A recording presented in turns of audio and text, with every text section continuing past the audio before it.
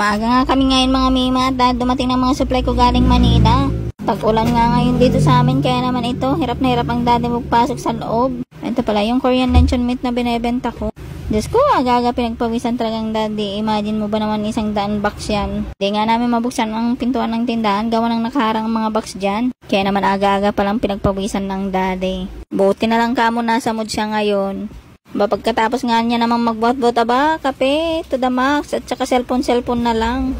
Pagkadating nga ng kapatid ko, Diyos ko, tawang-tawa na siya kasi uwi na nga daw siya. Laging ganito ang ganap mga mima, yan, nagpaalam na. Siguradong busy na naman to sa bahay mamaya. Pagkatapos nga mga mima, nag-sort out na ako ng mga deliveries. Pero syempre, ang daming ganap sa buhay, kaya naman, napahapon na ang pagpunta ko. Kaapat nga ako nag-deliver ngayon kahit malaki na ang tiyan ko, ay sige pa rin ang pagde-deliver. Katulong ko na nga rin dyan ang kapatid ko. First time nga niyang samahan ako sa pagde-deliver ng mga mima. Hindi nga niya alam na si Wids ang naman nang nasa puting box na yan. Kaya naman nung binuhat niya, tawa siya ng tawa kasi nga daw magaan. Sobrang mabintang-mabinta talaga tong si Wids na to at saka yung Korean luncheon meat na yan. O siya, sige hanggang dito na lang. Sa susunod na naman. Bye!